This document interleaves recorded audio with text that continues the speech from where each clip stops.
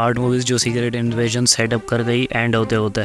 आइए जानते हैं कौन सी हैं वो 8 मूवीज़ जिनके रास्ते खोल दिए सीक्रेट इन्वेजन ने।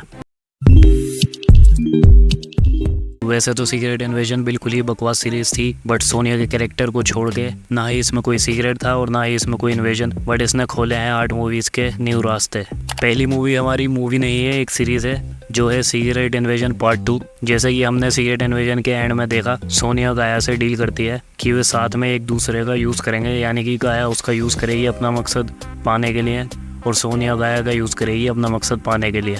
तो आखिर सोनिया क्यों यूज़ करेगी गाया का? सीधी सी बात है, वो पूरे सीक्रेट इन्वेजन में जो करती रही वही करेगी अब गाया का यूज़ करके भी, यानी कि स्क्रल्स को मारना, या फिर जो ऊंचे पद पर स्क्रल्स हैं, या फिर जो डेंजरस स्क्रल हैं जो ऊंचे ऊंचे पदों पर जाकर बैठ गए हैं और जो इंसानों को परेशान कर रहे हैं, उन स्क्रल्स का खात्मा करेगी सोनिया गाया के साथ मिलकर। तो सीक्रेट इन्वेजन अपना सेकेंड पार्ट भी यहीं से सेटअप कर देती है। दूसरी मूवी जो सीक्रेट इन्वेजन सेटअप करती है वो है द मार्वल्स। जैसा कि हमने देखा, फ्यूरी अपनी वाइफ के साथ स्पेस में चला जाता है और वो दोनों क्री के पास जाएंगे ताकि क्री और स्क्रल के बीच समझौता किया जा सके। तो सीक्रेट इन्वेजन की एंडिंग हमें द मार्वल्स की तरफ लेकर चलती है, क्योंकि द मार्वल्स में तीनों हमारी मार्वल्स क्री से ही फाइट कर रही हैं। जो वहाँ पर क्री का एक लीडर दिखाया जो कि एक फीमेल है, हमारी तीनों मार्वल्स उस क्री से ही, और बाकी और क्री के लोग भी दिखाया जिनसे वो सब फाइट कर रही हैं। तो ये सीक्रेट इन्वेजन की एंडिंग हमें द मार्वल्स पे जाकर लीड करेगी। यहाँ से द मार्वल्स भी सेटअप की जा रही है, क्योंकि द मार्वल्स में हमारी तीनों मार्वल्स क्री से लड़ रही हैं। वहाँ पर क्री के और भी लोग दिखा रहे हैं, एक तो उनकी लीडर है और साथ में वहाँ पर हमें निक फ्यूरी भी देखने को मिलता है। तो सीधी सी बात है, क्री से जो समझौता करने निक फ्यूरी गए थे वो समझौता हुआ नहीं, इसलिए लड़ाई हो गई और अर्थ पे भी वो लड़ाई करवा गया। तो भाई ये तो और बिगाड़ रहा है, मतलब कि स्क्रल सीध है जो उसके साथ थे तभी वो कुछ काम कर रहा था, वरना तो सब बिगाड़ रहा है। नेक्स्ट मूवी जो सीक्रेट इन्वेजन ने सेटअप करी वो है आर्मर वॉर्स, क्योंकि स्क्रल हमारी वॉर मशीन यानी कि हमारे रोडी को 9 साल पहले सिविल वॉर से ही किडनैप कर लेते हैं।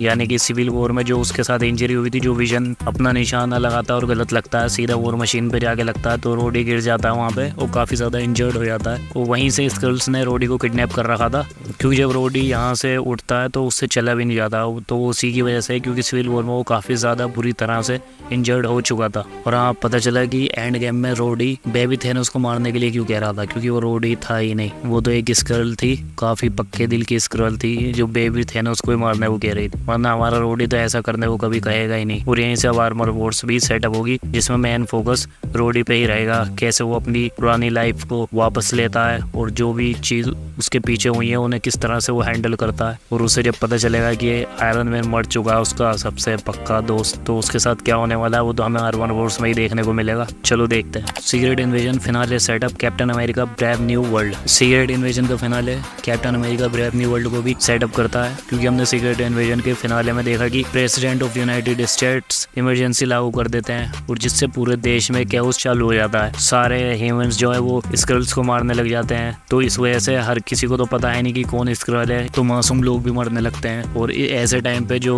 क्रिमिनल्स होते हैं उनका भी फायदा हो जाता है, वो लूटपाट मचाएंगे और वो लोगों को मारेंगे बेफालतू में, ये कहेंगे कि हम तो स्क्रल को मार रहे थे, हमें क्या पता ये इंसान था। और इसी वजह से यूएस में सिविल वॉर स्टार्ट हो जाती है। और जैसा कि हमें कंफर्म हो चुका है कि Harrison Ford will be new president in captain America brave new world, तो इससे पक्का हो जाता है कि सीक्रेट इन्वेजन का finale captain America the brave new world को भी सेटअप करता है। और हाँ, सीक्रेट इन्वेजन थंडरबोल्ट्स को भी सेटअप करती है, क्योंकि प्रेसिडेंट ने वॉर डिक्लेयर कर दी है एलियन यानी स्क्रल्स के खिलाफ। यानी ये सारे ह्यूमंस मिलके स्क्रल को और जो भी एलियन इन्वेजन हो रखा है उसको, उन सबको मारने लग रहे हैं। तो हमारी न्यू सीए की डायरेक्टर कैंटेसा वैलेंटिना एलेग्रा दी फोंटेस कौन सा पीछे हटने वाली है? वो भी पीछे नहीं हटेगी, इसमें कोई हैरानी नहीं होगी, क्योंकि इनोसेंट्स ह्यूमंस भी मारे जा रहे हैं। तो सीआईए थंडरबोल्ट्स को भेज दे स्क्रल्स को मारने के लिए, तो वही सही होंगे स्क्रल्स को मारने के लिए। सीआईए उन्हें जरूर भेजेगा, जिस हिसाब से केओस मच चुका है पूरे यूएस में।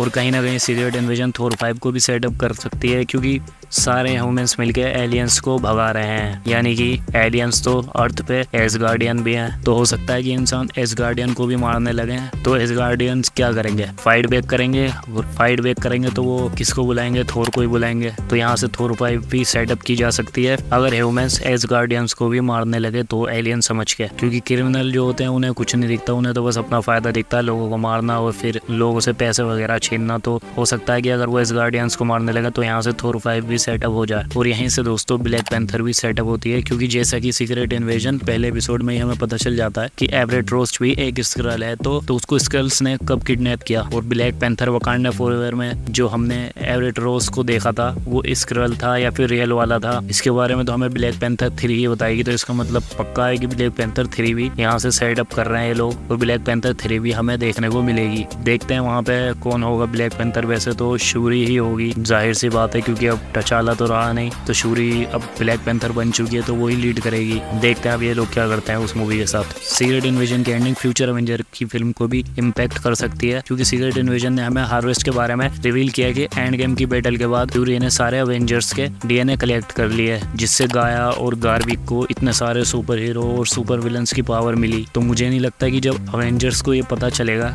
कि उनकी मर्जी के बिना उनके डीएनए को हार्वेस्ट करके रखा गया था, यानी कि फ्यूरी ने उनके डीएनए को हार्वेस्ट करके रखा था, तो वो फ्यूरी को ऐसे ही छोड़ देंगे। उनका रिएक्शन भी देखने वाला होगा। ये तो अब हमें अवेंजर्स की न्यू मूवी ही बताएगी कि आखिर वो फ्यूरी के साथ क्या करेंगे, जब उन्हें पता चलेगा कि हाँ भाई उनका खून बचाकर उसमें से डीएनए निकाल के हार्वेस्ट किया गया और उससे 2 लोगों को पावर मिल चुकी है, और अब वो क्या करने वाले हैं उसका भी कुछ नहीं पता, और वो स्क्रल्स भी है ना कि ह्यूमन है। तो दोस्तों ये थी 7 मूवीज और एक सीरीज जो कि सीक्रेट इन्वेजन सेटअप करती है। एंड होते होते मतलब सीक्रेट इन्वेजन खुद तो सही से सेटअप नहीं हो पाई, ना ही कोई सीक्रेट हुआ ना ही कोई इन्वेजन हुआ, बस इन 8 मूवीज को और एक सीरीज को सेटअप कर दिया, बात खत्म। तो हम देख ही क्यों रहे थे, हम तो पागल है मतलब जो देख रहे हैं यार। मार्वल को हो क्या गया है, हमें यही सब दिखाता रहेगा फिर तो हो गया काम। बस सेटअप करते रहो, जो मूवी चल रही है या जो सीरीज चल रही है उसमें मजा नहीं आना चाहिए। देखते हैं अभी लोकी में भी ना हक दें, वरना सही में मार्वल में कुछ देखने लायक ही नहीं बचेगा। चलिए दोस्तों इस वीडियो को यहीं पर रैप अप करते हैं, बाय बाय।